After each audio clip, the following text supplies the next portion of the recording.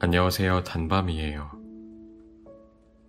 오늘 읽어드릴 책은 이기주 작가님의 언어의 온도라는 책이고요.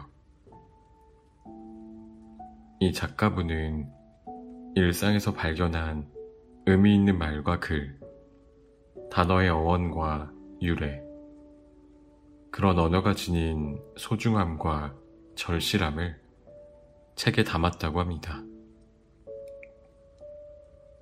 적당히 뜨거운 음식을 먹듯 찬찬히 곱씹어서 읽어주시면 감사할 것 같아요. 그럼 지금부터 읽어드릴게요. 말, 마음에 새기는 것. 첫 번째 이야기, 더 아픈 사람.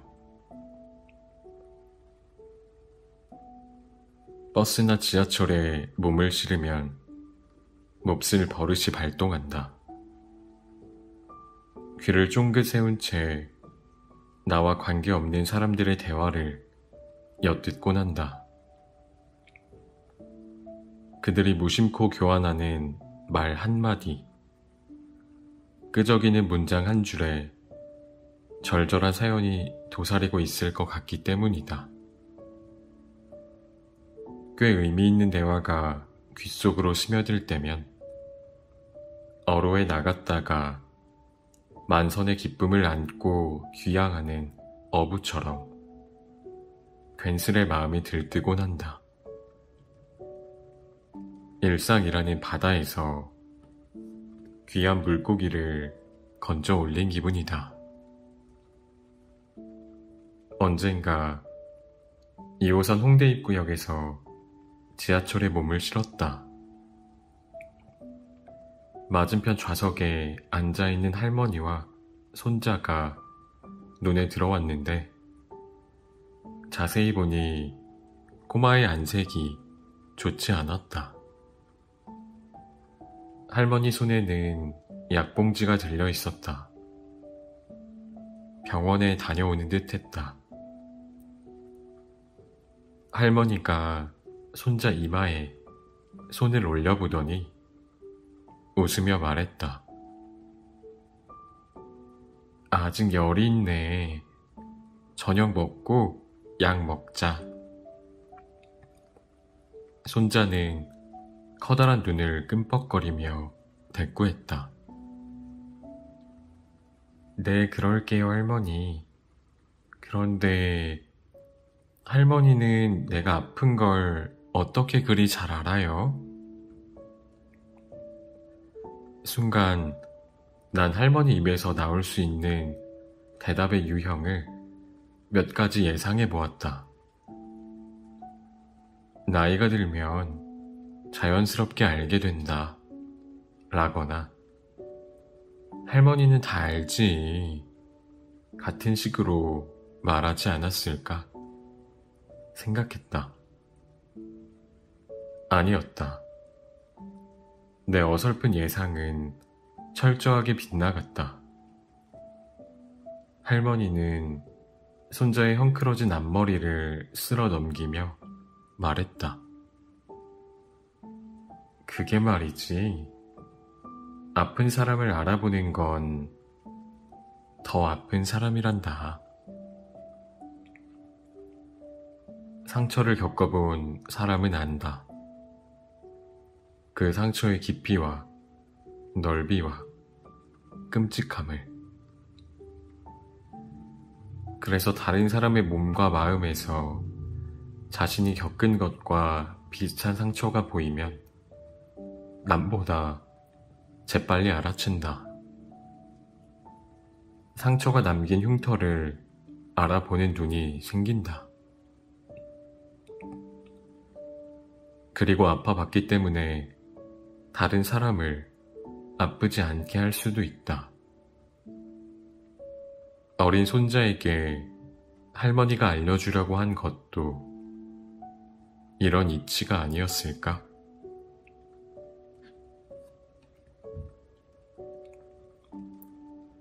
두 번째 이야기.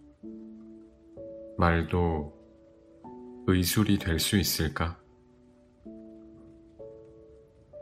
어머니를 모시고 병원에 다녀왔다. 검진을 마치고 집으로 향하는데 어머니가 무겁게 입을 열었다. 이젠 화장만으론 주름을 감출 수 없구나. 시간은 공평한 것 같지만 꼭 그렇지만도 않은 것 같다. 나이가 들수록 성급하게 흐른다. 시간은 특히 부모라는 존재에게 가혹한 형벌을 가한다. 부모 얼굴에 깊은 주름을 보태고 부모의 머리카락에 흰 눈을 뿌리는 주범은 세월이다. 병원에 들를 때마다 깨닫는 게 있다. 삶과 죽음의 경계에서 저마다 힘겨운 싸움을 벌이는 공간에선 언어가 꽤 밀도 있게 전달된다는 사실이다. 특히 말기 암 환자가 돌봄을 받는 호스피스 병동에선 말 한마디의 값어치와 무게가 어마어마하다. 당연한 일이다. 우리가 절박한 상황에서 눈과 귀로 받아들이는 언어는 잔잔한 호수에 던져진 돌멩이처럼 크고 작은 동심원을 그리며 마음 깊숙이 퍼져나가기 마련이니까. 몇 해 전 일이다.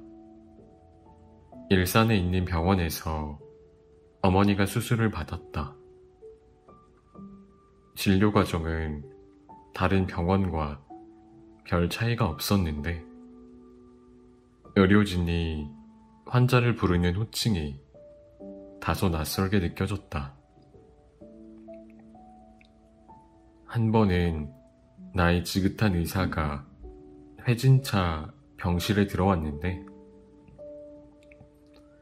그는 팔손이 훌쩍 넘긴 환자를 대할 때도 환자 혹은 어르신이라고 부르지 않았다.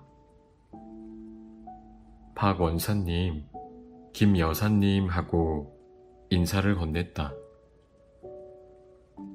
그 모습을 보는 순간 소박한 의문이 뭉게구름처럼 솟아올랐다. 이유가 뭘까? 왜 저렇게 부르는 걸까? 어머니가 퇴원하는 날 담당 의사와 이야기를 나눌 기회가 있었다. 내가 환자라는 호칭을 사용하지 않으시던데 왜 그러세요? 라고 묻자 그는 그게 궁금하셨어요? 하고 되물었다. 의사는 별걸 다 물어본다는 투로 심드렁하게 대답했지만 난 그의 설명을 몇 번이고 되씹어 음미했다. 환자에서 환이 아플 환이잖아요.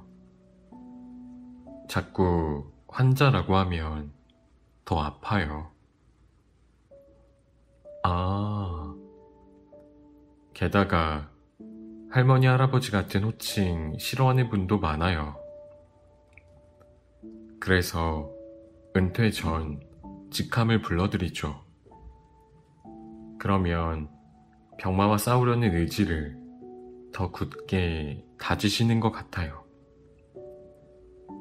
건강하게 일하던 시절로 돌아가고 싶은 바람이 가슴 한쪽에 자리 잡고 있기 때문인지도 모르겠어요. 병원에서는 사람의 말 한마디가 의술이 될 수 있어요. 세 번째 이야기. 사랑은 변명하지 않는다. 좌우봉원이라는 말이 있다. 좌우, 그러니까 주변에서 맞닥뜨리는 사물과 현상을 잘 헤아리면 근원과 만나게 된다는 뜻이다. 일상의 모든 것이 공부의 원천이라는 의미로도 풀이된다. 얼마 전 5호선 공덕역에서 생각지도 않은 깨달음을 얻었다. 사소한 장면 하나가 내 마음에 훅 하고 들어왔다. 퇴근 시간, 콩나물 시루 같은 자동차에 가까스로 몸을 밀어 넣었다.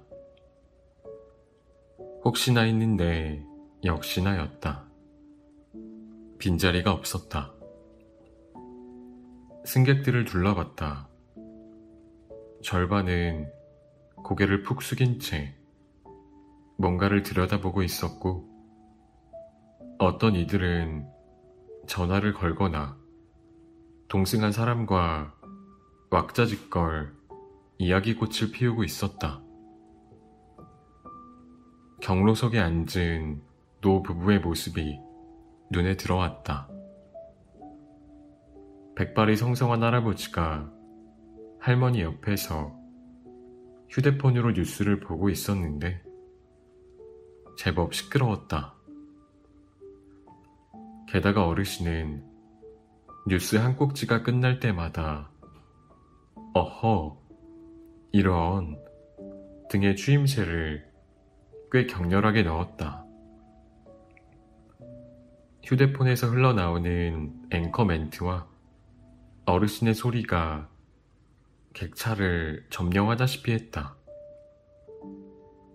그 모습을 지켜보던 할머니가 할아버지의 손등에 살포시 손을 얹으며 말했다. 여보, 사람들 많으니까 이어폰 끼고 보세요. 그러자 할아버지는 아, 맞다. 알았어요. 당신 말 들을게요. 라고 대답했다.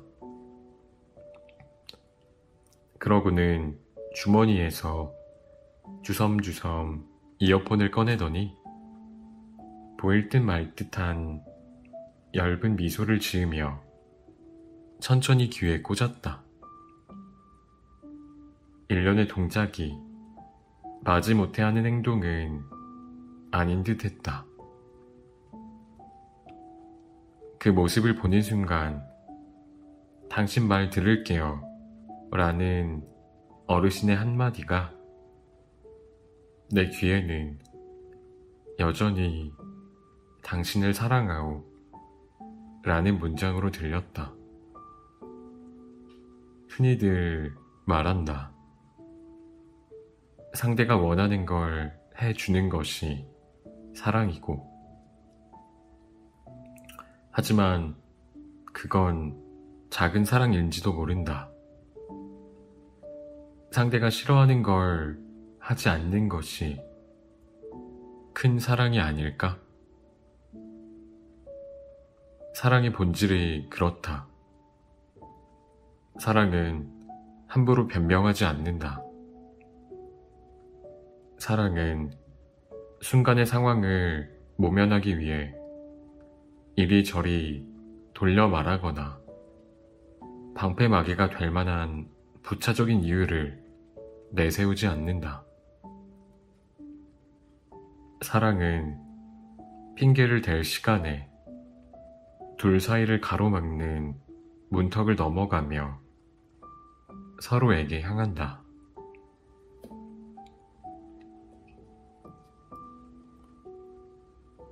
네 번째 이야기. 틈, 그리고 튼튼함. 대학 때 농화를 갔다가 작은 사찰에 들어간 적이 있다. 마당 한가운데에 석탑 하나가 기품을 뽐내며 당당하게 자리를 차지하고 있었다. 난 탑 주변을 빙빙 돌며 돌에 새겨진 상처와 흔적을 살폈다. 얼핏 봐도 나이를 먹을 만큼 먹은 석탑이었다. 세월과 비바람을 견딘 흔적이 역력했다. 몇 살쯤 됐을까? 얼마나 오랜 세월 동안 혼자 조용히 상상의 나래를 펼치던 찰나 등 뒤에서 누군가 말을 걸었다. 얼마나 됐을 것 같나?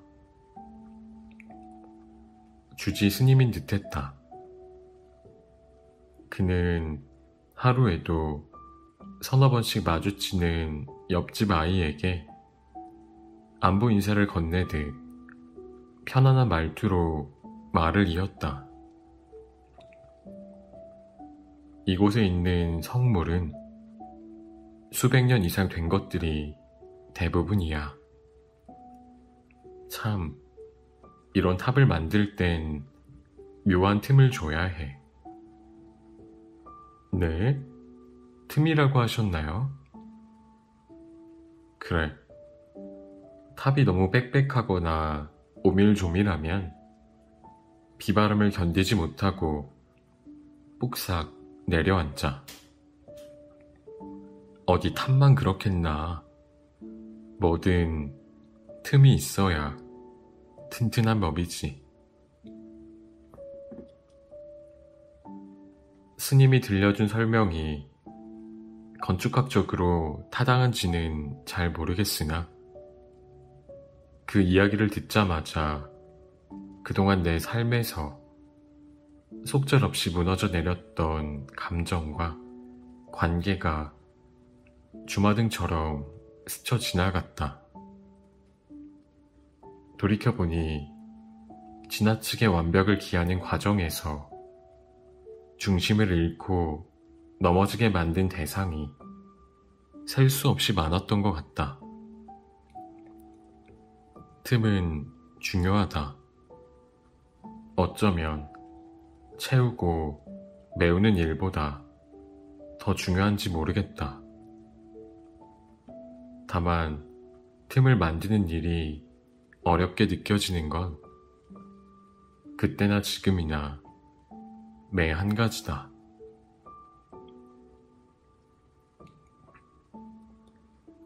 다섯 번째 이야기.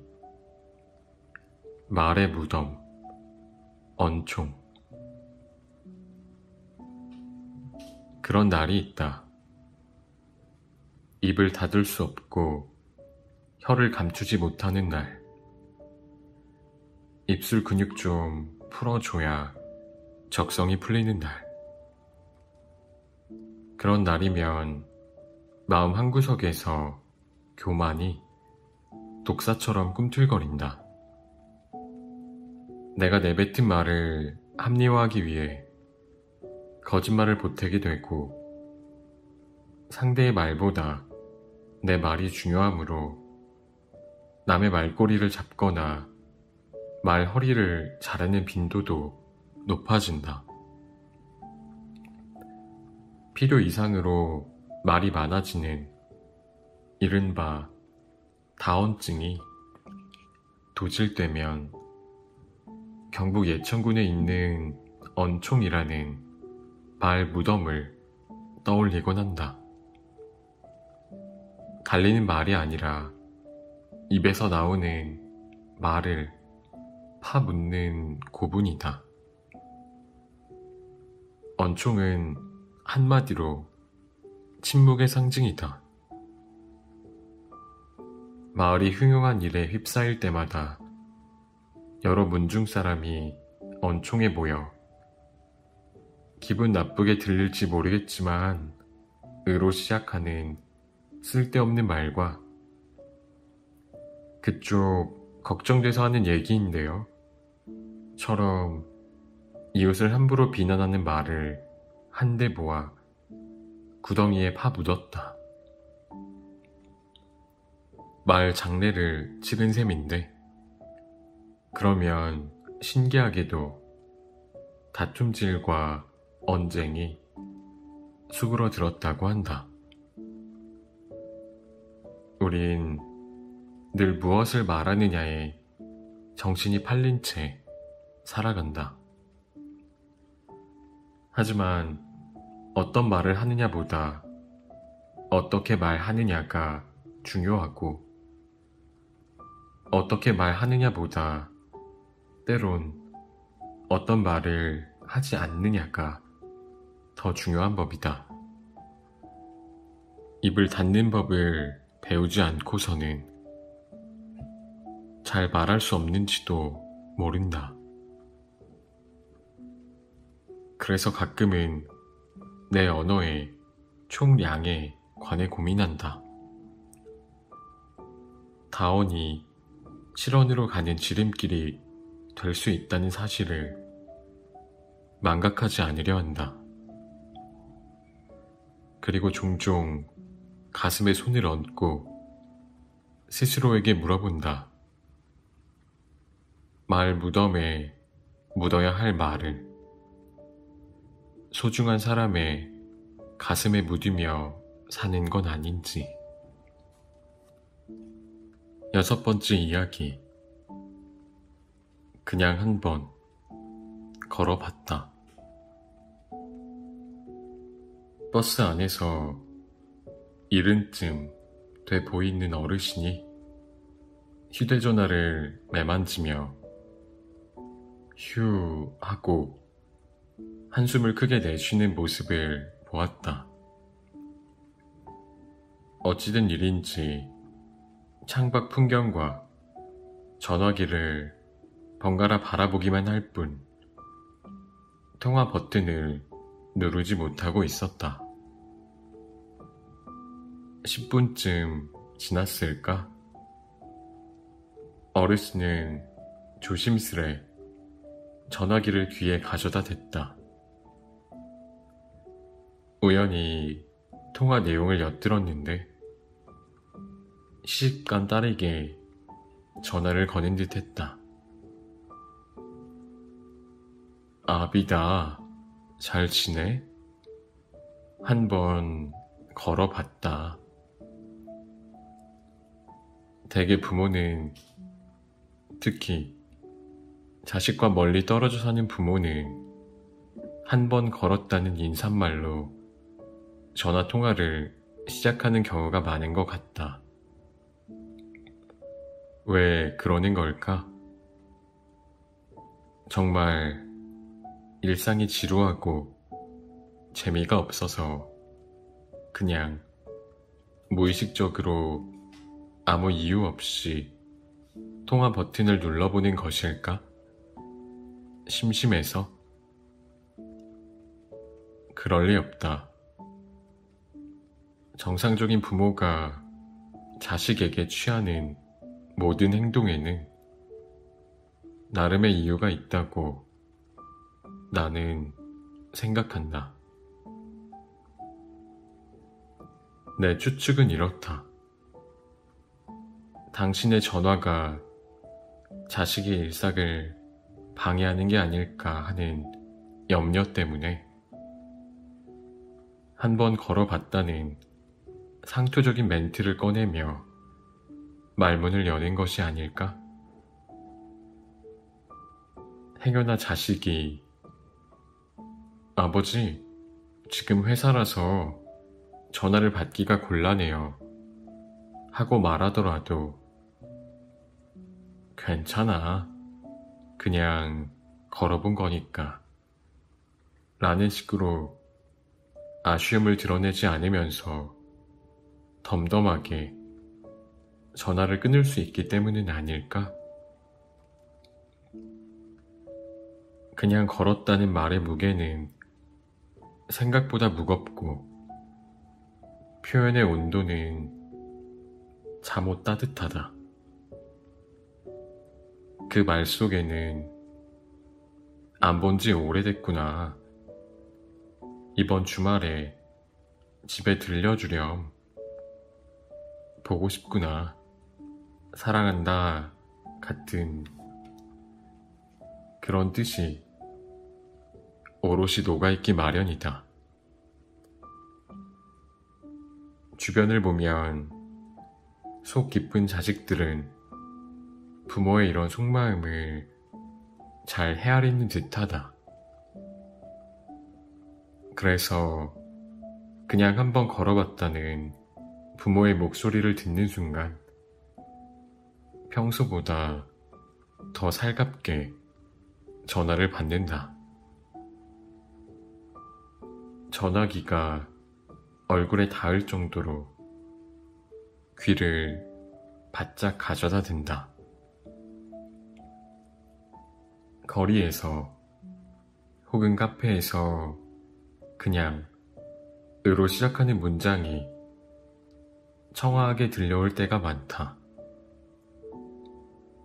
퇴근길에 부모는 그냥 걸었다는 말로 자식에게 전화를 걸고, 연인들은 서로 그냥 목소리를 듣고 싶어서 라며 사랑을 전한다. 그냥 이란 말은 대개 별다른 이유가 없다는 걸 의미하지만 굳이 이유를 대지 않아도 될 만큼 충분히 소중하다는 것을 의미하기도 한다. 후자의 의미로 그냥 이라고 입을 여는 순간 그냥은 정말이지 그냥이 아니다. 7번째 이야기. 여전히 당신을 염려하오. 업무 때문에 파주 출판도시에 다녀왔다. 그곳 초입을 지날 때면 어렴풋하게 떠오르는 장면이 있다. 몇 해 전 봄을 알리는 비가 지나간 스산한 저녁이었다.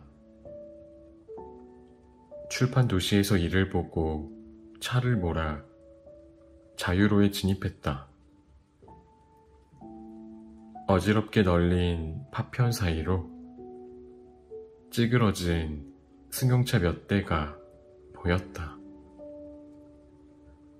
추돌 사고가 발생한 듯했다.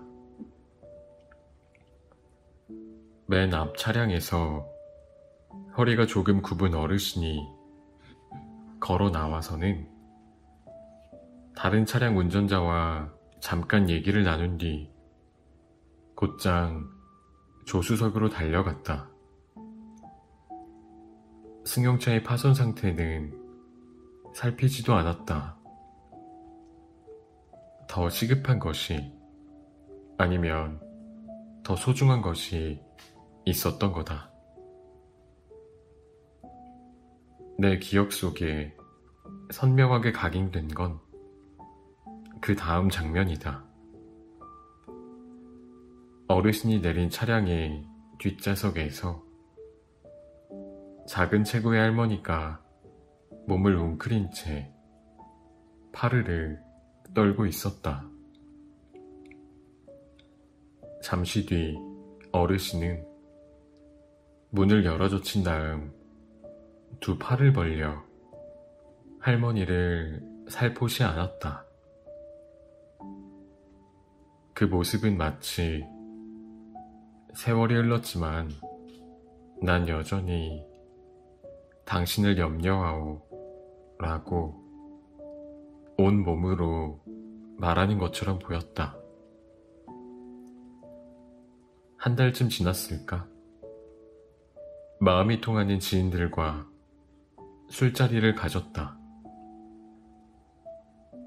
시시콜콜한 일상 이야기를 주고받다가 안주가 떨어질 무렵 사랑에 관한 이야기로 주제가 옮겨갔다. 잡지사에서 에디터로 일하는 친구는 사랑에 빠지는 순간 불온한 상상을 하게 된다고 힘주어 말했다.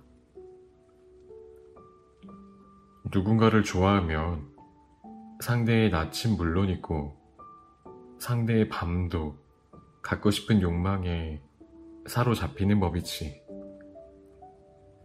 때론 서로의 감정을 믿고 서로의 밤을 훔치는 확신범이 되려 하지. 그게 사랑일 테지. 철학 서적을 주로 기획하고 출간하는 출판사 사장은 이런 이야기를 보탰다. 흔히 말하는 썸이라는 것은 좋아하는 감정이 있다는 확신과 의심 사이의 투쟁이야. 확신과 의심이 밀물과 썰물처럼 교차하는 법이지. 그러다 의심의 농도가 점차 옅어져 확신만 남으면 비로소 사랑이 시작되는 게 아닐까? 죄다 본인의 경험에서 우러나온 이야기를 남 얘기하듯 말하는 것처럼 보였다. 난 그들의 말에 귀를 기울이면서 여러 번 고개를 끄덕이다 웃다 했다. 술자리가 파할 즈음 엉뚱한 질문 하나가 내 머릿속을 헤집어 놓았다. 그럼 진짜 사랑과 가짜 사랑을 가르는 기준은 뭐지? 순간 교통사고 현장에서 할아버지가 할머니를 껴안던 모습이 무성 영화의 한 장면처럼 흐릿하게 눈앞에 펼쳐졌다. 난 무릎을 탁 쳤다. 그래, 할아버지가 그랬듯 상대를 자신의 일부로 여길 수 있는지 여부가 진실한 사랑과 유사 사랑을 구분하는 기준이 될지도 몰라. 사랑의 종류는 참으로 다양하다. 사랑을 함부로 저해할 수도 없는 노릇이다. 솔직히 말해 사랑이 뭔지 여전히 잘 모르겠다. 다만 내가 보았던 노 부부의 모습을 사랑이 아니라고 한다면 도대체 어떤 것을 사랑이라고 말할 수 있겠는가? 8번째 이야기. 당신은 5월을 닮았군요. 1년 12달 중에서 난 계절의 여왕으로 불리는 5월을 가장 좋아한다. 5월의 속성을 한 단어로 요약하면 잘하다가 아닐까 싶다. 5월을 뜻하는 메이는 그리스 신화에 등장하는 풍요와 증식의 여신 마이아에서 왔다. 5월이 되면 모든 게 쑥쑥 자란다. 들판의 곡식이 무럭무럭 자라기 시작하고 사람의 감정도 충만해진다. 몇 해 전 5월, 한 여인을 향해 내 안에 숨어있던 수줍은 목소리를 끄집어냈다. 그 고백은 햇빛이 못 미치는 우물 속 깊은 곳에서 순수한 수맥을 퍼올리는 일처럼 조심스러웠다. 난 은밀하게, 섬세하게 감정을 전달하고 싶었다. 표현을 고르고 고른 끝에 사랑해요, 좋아해요 같은 말 대신 당신 정말이지 5월을 닮았군요 하고 마른 침을 삼키며 고백했다. 물론 이는 영화 카사블랑카에서 험프리 보가트가 한 손에 와인잔을 들고 여주인공에게 들이댄 당신의 눈동자를 위해 건배 라는 대사만큼이나 간질간질할 수도 있겠다. 하지만 난 진심이었다.